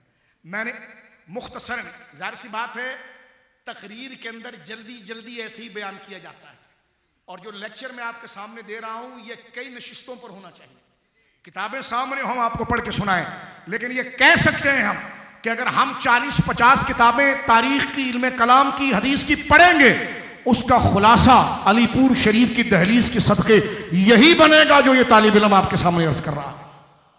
जो चंद मिनटों में मेरे दोस्तों, इसलिए कि जब मैंने तकरीर शुरू की थी वो 1:05 का टाइम था, गोया के 50 मिनट के अंदर हमने इस मौजू को मुकम्मल किया। अब चंद मिनट, 5 से 7 मिनट में एक मौजू आपके सामने आखिरी रखकर इस मसले को खत्म करते हैं। देखिए, एक सवाल तारीख में यह भी है, तवज्जो है आपकी। अब यह कहना इमाम हसन ने जो शराइत रखी थी, यह भी एक ड्रामा शुरू हो गया आजकल। वो शराइत जो है ना, वो हजरत मुआविया ने पूरी नहीं की थी। तो मैंने कहा इमाम हुसैन पाक मौजूद थे? कह लगे थे। तो मैंने कहा उन्होंने क्या किया? कब बैत में थे। तो मैंने कहा तू भी चुप रहे। तो आपकी तू क्या सुलह इमाम हसन पर किताबें लिख रहा है? हम तो दाता साहब के उस कौल पर है जो कश्फुल महजूब में लिख दिया, और मैंने बारहा ये कौल आपके सामने पढ़ा इसी आस्ताने पाक की बरकत से। दाता साहब की किताब कश्फुल महजूब, बोलो सुभान अल्लाह। सैयदों के सैयद दाता साहब का लंगर खाते हो, गंजे बख्श कहते हो, तो वो गंजे बख्श बने क्यों? इस अकीदे की वजह से जो उनकी किताब में लिखा हुआ है, बोलो सुभान अल्लाह। कुछ लोग ये वाकया सुनने के बाद दाता साहब की मुखालिफ हो जाते हैं। मैंने कहा लो, पूरी जिंदगी सैयद करते रहे, दाता साहब। पता चला तुम्हें तहकीक नहीं, तुम्हें बुग़्ज़ है, और बुग़्ज़ वाले से मुनाजरा नहीं होता। तहकीक वाला हो तो उसके सामने तालिब इल्म बात कर सकता है। जो जिद्दी हो जाए तो फिर कालू सलामा, उसको फिर दूर से ही देखा जा सकता है। ना हम लड़ने वाले हैं कि हमारे पास इतनी ताकत है, ना मुनाजरा हमारा शौक है। हम आपके सामने, आप मेरी ना माने, मैं आपकी ना मानूं, लेकिन गुंबद वाले को तो आप भी मान रहे हैं, मैं भी मान रहा हूं, क्योंकि वो जन्नती है। तो जिस अकीदा लिखकर और पढ़कर वो जन्नत में चले गए, तो उस अकीदे को मैं और तू बयान करके भाई भाई क्यों नहीं हो जाते? क्योंकि इमाम हसन है, हम चिढ़ाएंगे नहीं। सुलह वाले थे, हम सुलह वाली बात करेंगे। तवज्जो है आपकी? सुनिए, दाता साहब रहमतुल्लाह अलैह ने कश्फुल महजूब, अभी आप अपने मोबाइल को खोलिए और गूगल पर लिखिए कश्फुल महजूब, और किताब को डाउनलोड कीजिए। उसके इंडेक्स में जाइए, जहां दाता साहब ने इमाम हुसैन के पर, जैसे अबू बकर सिद्दीक का जिक्र, हजरत उमर का जिक्र, हजरत उस्मान का जिक्र, हजरत अली का जिक्र, इसी तरह जहां इमाम हुसैन का जिक्र लिखा है ना, वो खोलिए और उसकी 4थी लाइन पढ़कर देखिए। उसकी 4थी लाइन में मसला लिखा हुआ है कि इमाम हुसैन पाक करबल के शहीद, जब तक उन्होंने देखा कि जब तक हक गालिब रहा, ठीक है, तो आप हक के ताबे रहे, और जब हक को गिरता हुआ देखा तो तलवार निकाली। तो किसके लिए तलवार नहीं निकाली? अबू बकर के लिए नहीं निकाली, उमर के लिए नहीं निकाली, हुसैन ने उस्मान के लिए तलवार नहीं निकाली, अली के लिए नहीं निकाली, हसन के लिए नहीं निकाली, माविया के लिए नहीं निकाली, निकाली तो यजीद के लिए। तो जिसके लिए तलवार निकाली उससे हम दोस्ती नहीं करते, और जिसके लिए नहीं निकाली उसकी हम बेदबी नहीं करते। यह तो तसव्वुफ की किताबों में मसला लिखा हुआ है। मैं हाथ जोड़कर कहता हूं, जोर से इसलिए बोल रहा हूं कि मजमा बड़ा है। आप सामने बैठते तो मैं आपकी मुकम्मल लिहाज करके और धीमा बोलता, लेकिन आप इस बात पर गौर कीजिए, ये मसले अपने घर में ना लाइए। ये मसले तय हो चुके हैं। जहां अली ने अपनी जान देकर, इमाम हसन ने जहर पीकर इस उम्मत को सुलह में बचा दिया, जालिम तो फिर वो गड़े मुर्दे जिंदा करके इस उम्मत को लड़वा रहा है, तो रूह हसन पर क्या गुजर रही होगी? तवज्जो है आपकी? ये तकाजा सियादत है, ये मकसद है सैयद होने का, ये मकसद है पीर होने का, ये मकसद है आशिक अहले बैत होने का, कि उनकी रूहों को जख्मी करो। उनकी रूहें तो ये थी जो मैंने बताया। इमाम हुसैन का हाथ पकड़कर इमाम हसन ने कहा, मेरे भाई तुझे मुआविया की बैत करनी। बोलो सुभान अल्लाह। जो अपने भाई का हाथ पकड़कर ये बात कर रहे हैं, तो जो उनकी औलादों में है और जो उनके शजरे में है, जो उनसे मोहब्बत करने वाले हैं, क्या वो कयामत के दिन नजर उठाकर इमाम हसन को देख पाएंगे? वो उन तक पहुंच पाएंगे? मनकबत पढ़ना आसान है, यहां उर्स करना आसान है, वहां आंखों में आंखें वही मिलाएगा जो इमाम हसन के मशरक पर चलेगा, जो सुलह का है, अमन का है, मोहब्बत का है, शफकत का है। तवज्जो है आपकी? सुनिए मेरे दोस्तों, इमाम हसन ने सुलह क्यों की, इस पर 2-4 बातें चंद मिनट की। एक वजह मुख्तसर, एक वजह तो यह थी आपके सामने बात वाज़े हो चुकी थी कि जो मेरे ग्रोह में ये गद्दार है,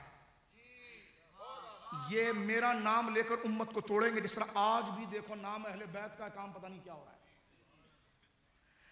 आज के दौर को देखना है तो लौट कर फिर जाइए दौरे अली पर, फिर लौट। मैं तो कहता हूं उर्सों में 12 तकरीर हो तो 12 ही मौला अली पर होनी चाहिए। जिसने अली को पढ़ लिया वो हर फितने को समझ लेगा और उसका हल भी जान लेगा। मेरे दोस्तों तवज्जो करो, पहली बात इमाम हसन ने, आपके जहन में आएगा ना कि जब इतना बड़ा लश्कर था, सब कुछ था, तो फिर सुलह क्यों की? सुलह की पहली वजह यह थी कि आप की दुनिया में कोई रग़बत नहीं थी और खुदा का खौफ गालिब था, एक। दूसरी वजह यह थी कि आप ने देखा कि मेरे साथ जुड़े हुए लोग वो जिद्दी हैं, हट धर्म हैं, बुग़्ज़ी हैं, नाम इस्लाम का लेते हैं लेकिन अपना गुस्सा निकालते हैं। और नाम हमारा आज भी ये हो रहा कि नहीं हो रहा? बोलिए, हो रहा कि नहीं हो रहा? तवज्जो है। इनका बेअदब हो जाए तो उसके खिलाफ फतवा, और इस सहाबी का बेअदब हो जाए तो उसके सर पे पगड़ी बांधो। तो मैंने कहा हुज्जतुल इस्लाम साहब, ये किताबें नहीं, ये बुग़्ज़ हो गया है आपको, ये आपको बुग़्ज़ हो गया है। और बुग़्ज़ बंदे को अच्छी चीजें भुला देता है। इसलिए दुआ रसूलुल्लाह ने की थी, अल्लाहुम्मा अरिनल हक्का हक्का वरज़ुक़ना इत्तिबाअहु व अरिनल बातिला बातिला वरज़ुक़ना इज्तिनाबहु। या अल्लाह हक दिखा जैसा है और फिर चलने की तौफीक दे, और बदी को हमारे सामने वाज़े कर और उससे बचने की तौफीक दे। तवज्जो है। एक तो आपको यह पता था इस लश्कर में गद्दार है, ठीक। दूसरी बात, इमाम हसन रदी अल्लाह ताला की तबीयत इतनी नरम थी। एक जुमला मैं कह दूं, मुझसे पहले हजरत अली का दौर भी शायद डिस्कस हुआ, पीर साहब ने कुछ उलमा को हजरत अली का दौर भी दिया था। तो हजरत अली जिस वक्त सफ़ीन के लिए निकल रहे थे ना, तो अपने दोस्तों से मशवरा किया था। ये बात तबकात इब्ने साद की सही हदीस में है, सही रिवायत में, तवज्जो करना। अपने बेटे हसन से पूछा, जब तलवार साफ कर रहे थे और सफ़ीन के लिए निकल रहे थे, तो हजरत इमाम हसन ने कहा, अब्बू ना जाए। मौला को क्या मशवरा दिया बेटे ने? अब्बू ना जाए, बहुत खून बहेगा, इस्लाम को नुकसान पहुंच जाएगा, इन बेवा औरतों का क्या होगा? आप उठाकर पढ़िए मौला अली कि जब मौला अली सफ़ीन में गए और अपने करीब लोगों से मशवरा लिया, उसमें इमाम हसन का क्या मशवरा था? इमाम हसन फितरती तौर पर मुसलह थे, इसलिए रसूलुल्लाह ने अपनी छाती पर उनको खिलाया और गोद में बिठाकर कहा, ये मेरा बेटा सैयद है मेरी उम्मत का। क्योंकि पीर हो या कायद हो या तंजीम का सरबराह हो, उसको वो बंदा अच्छा लगता है जो सबको जोड़ कर रखे, क्योंकि वो लीडर है ना। एक बंदा इतना जज्बाती मुरीद और खलीफा वो हर एक को बाहर कर रहा हो, वो कहेगा यार तू थोड़ा भी नरम हो जाए, ये सारा मजमा क्यों खराब कर रहा है जो मेरे बुजुर्गों ने जमा किया है, ठीक है। तो हजरत इमाम हसन के जहन में यह है कि ये मेरे नाना की उम्मत है, मेरे नाना ने ताइफ में पत्थर खाए हैं, पेट पे पत्थर बांधे हैं। मेरे नाना और मेरी नानी सईदा खतीजा ने शाब अबी तालिब के अंदर 3 साल खुले आसमान के नीचे इस दीन के लिए गुजारे हैं। अल्लाह अकबर। इमाम हसन की तबीयत सुलह की थी, क्यों? क्योंकि रब का हुक्म है। अल्लाह फरमाता है, अल्लाह रब्बुल आलमीन का इरशाद है, इन्नमल मुमिनूना इख्वा, मुसलमान तुम आपस में भाई भाई हो, फअस्लिहू बैना अखवैकुम। हाय हाय, कुरान का जुमला सूरह हुजरात। अल्लाह फरमाता है जब मुसलमानों में झगड़ा हो जाए तो माचिस ना लगाओ, फरमा हमारे पसंदीदा बनना चाहते हो तो फिर उनमें सुलह करवाओ। सूरह निसा में आ जाइए, अल्लाह ने फरमाया वस्सुल्हु खैर। कुरान क्या कहता है? वस्सुल्हु खैर, सुलह ही इज्जत वाली चीज है। तवज्जो है आपकी? रसूलुल्लाह ने फरमाया, सुनो, हुजूर कहते हैं सहाबा मैं तुम्हें एक अमल बताऊं जो नमाजों से, ज़कात से, रोजे से ज्यादा बेहतर है? फरमाया क्या? फरमा सुलह करवाना। सुलह कराना अल्लाह को इतना पसंद है, बताओ झूठे पर लानत है कि नहीं? लेकिन हुजूर फरमाते लैसल कज़्ज़ाब अल्लज़ी युस्लिहु बैनन नास। फरमाया दो लड़े हुए मुसलमानों के दरमियान झूठ बोलकर भी अगर वो सुलह कराए तो वो झूठ नहीं है, वो सच से ज्यादा अच्छा है। एक ऐसा सच जो दोनों भाइयों में फूट डाल दे, और एक ऐसा झूठ कि तू उससे लड़ता है वो तो रात को तेरे लिए दुआ करता है। तो हुजूर फरमाते लैसल कज़्ज़ाब अल्लज़ी युस्लिहु बैन अन्नास, फरमाया उसे झूठा नहीं कहा जाता जो जाहिरन तो झूठ बोल रहा है लेकिन जोड़ने के लिए, और वो सच किस काम का, जो लोगों को बांट दे, वो झूठ ही अच्छा है जो लोगों को जोड़ दे। ये रसूलुल्लाह का फरमान लैसल कज़्ज़ाब। और हुजूर ने फरमाया कि रोजे, ज़कात और हज से बड़ा अमल क्या है, वो है सुलह। और सुनिए, हुजूर ने फरमाया क़यामत के दिन सबसे पहला हिसाब खून का होगा। अल्लाह अकबर। क़यामत के दिन सबसे भारी, सबसे अजीम, सबसे खतरनाक पूछ गूछ कत्ल के बारे में होगी। इमाम हसन के सामने ये सारी बातें थी। आपने फरमाया ये बोझ हम नहीं उठा सकते, हम सुलह की तरफ आएंगे। और ये सुलह डर कर नहीं थी, मुआविया इसके अहल थे, जनाब मुआविया इसके अहल थे। अगर बंदा मुनाफिक हो सामने और काफिर हो तो जो सुलह कर रहा है वो तो खुद बर्बादी कर रहा है, लेकिन सुलह वो कर रहा है जिसको रसूलुल्लाह ने बिशारत दी है कि मेरी उम्मत के गुरोह को जोड़ेगा। सुलह वो कर रहा है जो उम्मत का एतमाद है और उनके हवाले कर रहा है। अगर हजरत मुआविया इसके अहल नहीं थे तो ये इल्जाम उन पर नहीं आएगा, मआज़ल्लाह खाक बदहन। ये बात तो जनाबे इमाम हसन के पास जाएगी। इमाम हसन उनसे बड़ा लश्कर रखने वाले, उनसे ज्यादा ताकत रखने वाले, फिर क्यों सुलह कर रहे हैं? क्योंकि पता है नाना की अमानत जो मेरे पास है, मेरे साथ जो ये गद्दार खड़े हैं ज्यादा तादाद में, ये इसको खराब करेंगे। मुआविया से जाहिरी मसला है लेकिन है मेरे नाना का वफादार और सहाबी, तो मैं इस दीन को मुआविया के हाथ में सुपुर्द करके जाना चाहता हूं ताकि ये इख्तिलाफ खत्म हो और दीन अपने नज्म के साथ बाकी रहे। हजरत इमाम हसन ने उसके बाद फिर हजरत मुआविया से तोहफे भी लिए। तवज्जो है, एक दफा 4 लाख दिरहम इमाम हसन को दिए और इमाम हुसैन को दिए। और मजाक में, ऐसी उम्र में बड़े थे, मजाक में जनाब मुआविया ने कहा देखो शहजादों, मैंने आज तुमको इतना तोहफा दिया है ना, ऐसा तोहफा तो तुम्हें किसी ने नहीं दिया होगा। तो इमाम हुसैन पाक ने सर उठा के फरमाया मुआविया ये भी सुनो, हम जैसे शहजादों ने में से कोई ऐसा शहजादा भी तुझे नहीं मिला होगा जिसने ऐसा कबूल किया होगा। ये प्यार देखो आपस में, बोलो सुभान अल्लाह। ये प्यार देखो आपस में, बोलो सुभान अल्लाह। खैर, बात क्योंकि तवील हो जाएगी, एक जुमले पर बात खत्म। आज लोग, जिस तरह के कुछ लोग आज भी रो रहे हैं, वो कहते हैं जब सुलह हो गई है तो अब इधर बात नहीं गलती तो शराइत पर आते हैं। मैंने कहा शराइत कौन सी, शराइत तो पूरी थी, इसलिए तो इमाम हुसैन साथ थे। अगर मुआविया अहल नहीं थे तो बात आएगी इमाम हसन पर, अगर शराइत पूरी नहीं हुई तो बात आएगी हुसैन पाक पर। और ये दोनों जन्नती सरदार हैं तो मुआविया बिल्कुल ठीक है, सुन्नी सारे जन्नती हैं। तकरीर खत्म हो रही है, सुलह करने के लिए दिल भी दरिया जैसा होना चाहिए। रसूलुल्लाह ने फरमाया बहादुर वो नहीं है जो पछाड़ दे, बहादुर वो है जो गर्दन हाथ में आए फिर माफ कर दे। तो हजरत इमाम हसन ऐसे बहादुर हैं, बोलो सुभान अल्लाह। पूरा कंट्रोल हाथ में था और आपने सुलह और बैत फरमाई। लोगों ने गालियां दी, माअज़ल्लाह, खवारिज ने गालियां दी, जहर भी उन्हीं लोगों ने पिलाया जिन्होंने खंजर मारा था। तवज्जो, मैं तो सिर्फ वफात की तरफ नहीं जा रहा हूं, दौर की तरफ ही आ रहा हूं, लेकिन यहां से आपको सारे ताने बाने समझ में आ रहे होंगे। ये बात यहां से नहीं चली है, उस्मान गनी से चली है।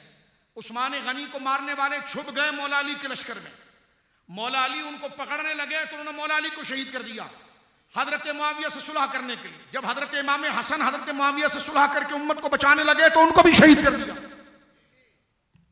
तवज्जो है, जिनसे सुना सुलह हसनैन की है और बैत हसनैन की है, सुन्नी उनका गुलाम है। और जिससे जंग हसन और हुसैन की है, सुन्नी के दिल में उसकी कोई मोहब्बत नहीं है। एक जुमला सुनिए, बात खत्म हो गई। लोग कहने लगे हसन तुमने ये क्या कर दिया। इमाम हसन का जुमला सोने के पानी से लिखने के लायक है। आपने फरमाया फख्तरतुल आर, अल्लाह, जुमला देख रहे क्या फरमाया, फख्तरतुल। जुमला सुनिए आप, हजरत मुआविया हजरत इमाम हसन की पूरी जिंदगी इस एक जुमले के नीचे जमा होती है। आपने फरमाया कयामत तक लोग मेरे खिलाफ बकबक करेंगे कि आपने क्यों ऐसा किया, क्यों ऐसा किया, क्यों ऐसा किया। लेकिन इमाम हसन का ये जुमला काश सुन्नी तुम्हारे जहन में रह जाए और मेरे जहन में रह जाए। फरमा फख्तरतुल आर अलन्नार, फरमाया मैंने बुराई सुनना तो कबूल किया लेकिन आग में जाना कबूल नहीं किया। इसलिए कि किसी के खून का बदला कौन देगा, उसका जवाब कौन देगा, वहां हिसाब कौन देगा। तो फरमा फख्तरतुल आर, मैंने शर्म को कबूल कर लिया। किस पर? अलन्नार, कयामत की सजा के ऊपर। तो ये हजरत सरकार इमाम हसन मुश्तबा की वो शान है, वो ज़ेबाई है। आपका ये 6 महीने का, 6 महीना 1 दिन या 6 महीना 9 दिन का ये दौरे पाक मुकम्मल होता है और उसके बाद आपने चंद अरसा उम्र शरीफ मजीद पाई और 59 हिजरी में रब्बिल अव्वल के अंदर आपने जामे शहादत नोश फरमाया और जन्नतुल बकी के अंदर आप तशरीफ ले गए। अल्लाह रब्बुल आलमीन जल्ला वाला इन बातों से मुझे और आपको उम्मत का दर्द अता फरमाए, सुलह के लिए हमारे सीनों को कुशादा फरमाए। वो उम्मत जो गुजर गई है उन पर नुक्ताचीनी करने की बजाय जो भलाई के अमूर हैं, जो सुलह के अमूर हैं, जो मुश्तरकात हैं, जो प्यार हैं, जो मोहब्बत हैं, और आज उम्मत को दरपेश जो बड़े बड़े चैलेंजेस हैं उसकी तरफ हम तवज्जो करें और जिनसे अल्लाह राजी हुआ और जो अल्लाह से राजी हुए उनके लिए हल्की बात, खसीस बात, कमजोर बात करने और सोचने से अल्लाह हमें महफूज फरमाए। इमाम हसन की गुलामी का सच्चा सदका दे और उम्मत को जोड़ने की अल्लाह हमें तौफीक दे, तोड़ने से अल्लाह रब्बुल आलमीन मुझे और आपको महफूज फरमाए। वाकई में इमाम हसन बहादुर हैं कि आपने सब कुछ होने के बाद सुलह और बैत फरमाई। क्या बात रजा उस चमनिस्ताने करम की, ज़हरा है कली जिसमें हुसैन और हसन फूल।